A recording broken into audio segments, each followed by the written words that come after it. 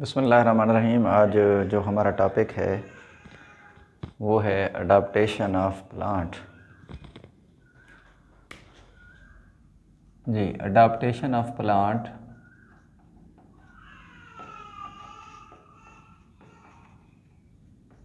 To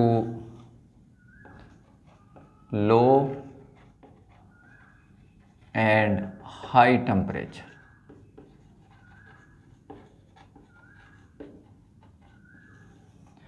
देख रहे हैं, इसमें हम देखेंगे ये प्लांट जो है लो टेम्परेचर पे और हाई टेम्परेचर पे किस तरह अडाप्टेशन करते हैं। यानी ये हम थर्मो रेगुलेशन बात कर रहे हैं टेम्परेचर के हवाले से। थर्मो रेगुलेशन इन प्लांट कि प्लांट में कैसे थर्मो रेगुलेशन होती है। देखें, अगर हम पहले बात करें हाई टेम्परेचर पे कि प्लांट जो है वो टेम्परेचर को किस तरह रेगुलेट करते हैं हाई टेम्परेचर पे। देखिए, टेम्परेचर जब इंक्रीज़ होता है, increase in temperature, increase of temperature जो है ये इफ़ेक्ट करता है इंजाइम पर। देखिए, enzymes and other proteins, enzyme जो और दूसरी प्रोटीन्स जो प्लांट के अंदर मौजूद हैं वो हाई टेम्परेचर पे डीनेचर हो जाती है, यानी तोड़ फोड़ का शिकार हो जाती है। तो जब इंजाइम और प्रोटीन डीनेचर हो जाएंगे तो इसका मतलब है कि प्लांट के मेटाबॉलिज्म डिस्टर्ब हो जाएंगे। जी, मेटाबॉलिज्म जो है ये डिस्टर्ब हो जाते हैं और इन मेटाबॉलिज्म के डिस्टर्ब होने का नुकसान क्या होता है कि पौधे की मौत हो सकती है, प्लांट जो है वो किल हो जाते हैं।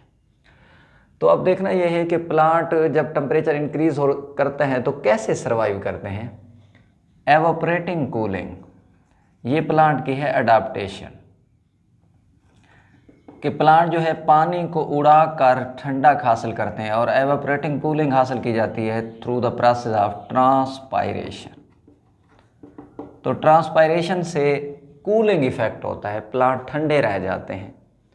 लेकिन अगर यही सीज़न जो है ये ड्राई रहे और हॉट हो, यानी टेम्परेचर भी ज़्यादा हो और ड्राई हो, वाटर की अवेलेबिलिटी कम हो, तो फिर ये क्या करेंगे कि ड्राई एंड हॉट वेदर में ये अपने जो स्टोमेटा हैं उनको ये क्लोज़ कर लेते हैं। क्यों क्लोज़ करते हैं? ताकि ये प्रिवेंट कर सकें, बचाव कर सकें, प्रिवेंशन ऑफ वाटर, ताकि जो पानी इनसे ज़ाय होना है वो बच जाए। लेकिन हम ये देखते हैं कि ऐसे प्लांट जो टेम्परेट रीजन में मौजूद हैं और जो 40 डिग्री या अबव जो टेम्परेचर है उस पर वो सर्वाइव करते हैं, ज़िंदा रहते हैं, तो फिर वो कैसे सर्वाइव करेंगे। होता ये है कि जब टेम्परेचर बहुत ज़्यादा हाई चला जाता है तो फिर वो अपने अंदर प्रोड्यूस करते हैं स्पेशल किस्म की प्रोटीन्स। ये उनकी अडाप्टेशन हुई, स्पेशल किस्म की प्रोटीन्स बनाएंगे और ये स्पेशल जो प्रोटीन्स हैं इनको नाम देते हैं हीट शॉक प्रोटीन। और ये हीट शॉक प्रोटीन जो हैं ये हिरारत के सदमे को, टेम्परेचर को बर्दाश्त कर लेंगी और ये हीट शॉक जो प्रोटीन है ये इम्ब्रेस कर लेते हैं, ये घेर लेते हैं, सराउंड कर लेते हैं जी इंजाइम्स को एंड अदर प्रोटीन्स। जो इंजाइम है या बॉडी के अंदर, सेल के अंदर दूसरी प्रोटीन है, ये उनको घेर लेते हैं, कवर कर लेते हैं, यही हीट शॉक प्रोटीन। इसका मतलब ये हुआ कि इंजाइम और अदर जो प्रोटीन है वो डीनेचर नहीं होंगी तो प्लांट सर्वाइव कर जाएंगे। ये तो था एट हाई टेम्परेचर। और अगर मैं बात करूं जी लो टेम्परेचर के हवाले से कि प्लांट लो टेम्परेचर पे कैसे सर्वाइव करते हैं, क्या इफ़ेक्ट होता है। देखें, लो टेम्परेचर प्लांट पर देखें इफ़ेक्ट क्या करेगा कि जो सेल मेम्ब्रेन है, सेल मेम्ब्रेन है उसकी फ्लूइडिटी, जो मायापन है, लिक्विडपन है, फ्लूइडिटी डिस्टर्ब हो जाती है।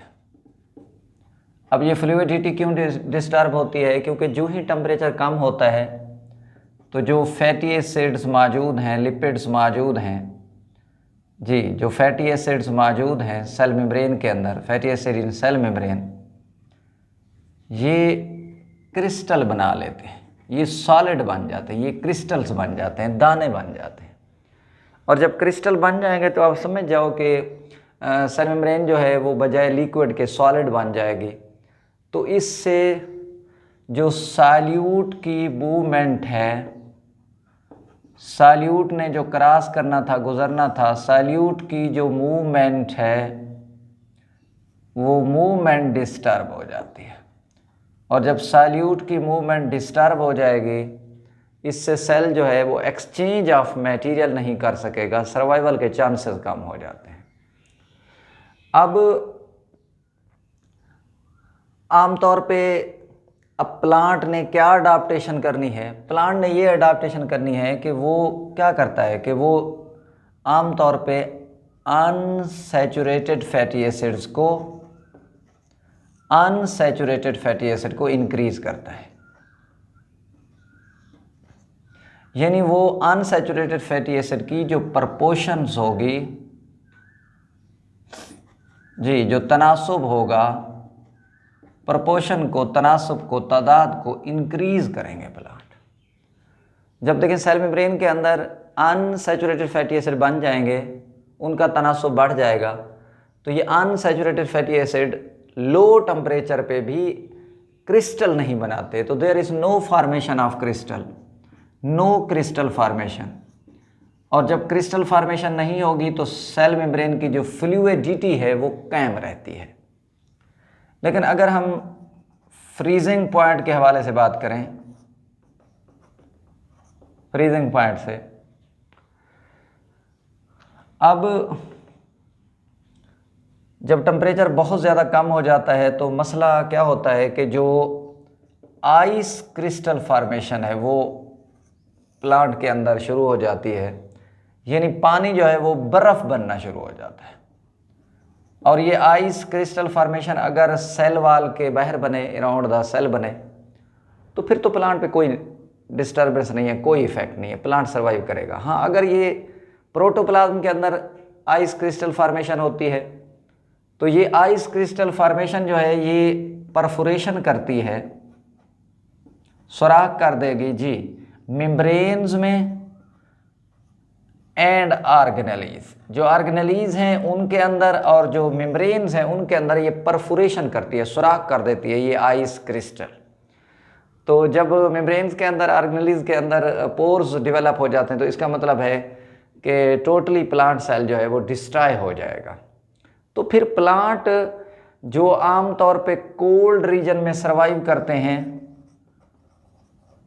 जैसे मैं बात करूं मैपल्स हैं, जी, रोज़ हैं, रोजेस, ओक्स, तो ये ऐसे प्लांट हैं जो सर्वाइव करते हैं कोल्ड रीजन में। फिर वो कैसे सर्वाइव कर जाते हैं कि वहाँ टेम्परेचर फ्रीजिंग पॉइंट से भी नीचे तक चला जाता है, लेकिन वो प्लांट सर्वाइव करते रहते हैं क्योंकि वो यूं करते हैं कि they change the solute composition in the cell, कि वो सेल के अंदर, वो प्रोटोप्लाज्म के अंदर जो सॉल्यूट की मिकदार है, सॉल्यूट की जो कंपोजिशन है उसको तब्दील करते हैं, यानी सॉल्यूट कम कर देते हैं।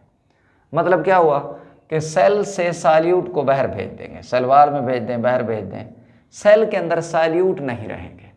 जब सॉल्यूट कम हो जाते हैं तो इससे फ़ायदा क्या हो जाता है कि उसका प्रोटोप्लाज्म जो है सुपर कूल्ड हो जाएगा, ठंडा यख हो जाएगा, लेकिन वहाँ, जी, आइस क्रिस्टल फॉर्मेशन नहीं होगी।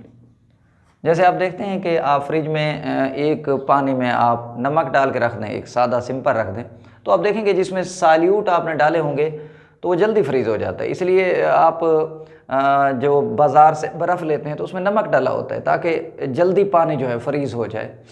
तो इसी तरह जब सॉल्यूट होंगे तो जल्दी यहाँ आइस क्रिस्टल फॉर्मेशन होगी, लेकिन प्लांट अपने सॉल्यूट को जब सेल से बाहर निकाल देंगे तो इससे आइस क्रिस्टल फॉर्मेशन जो है वो नहीं होगी, बल्कि साइटोप्लाज्म ठंडा यख तो होता रहेगा, सुपर कूल्ड तो हो जाएगा, लेकिन इसी वजह से प्लांट जो है फिर सर्वाइव करेंगे। और एक बात ध्यान में रखना कि ये जो आमतौर पे रैपिड चिलिंग है, कि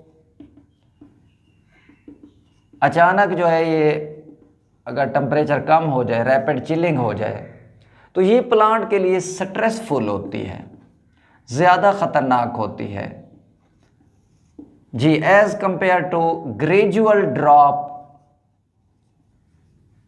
इन टेम्परेचर।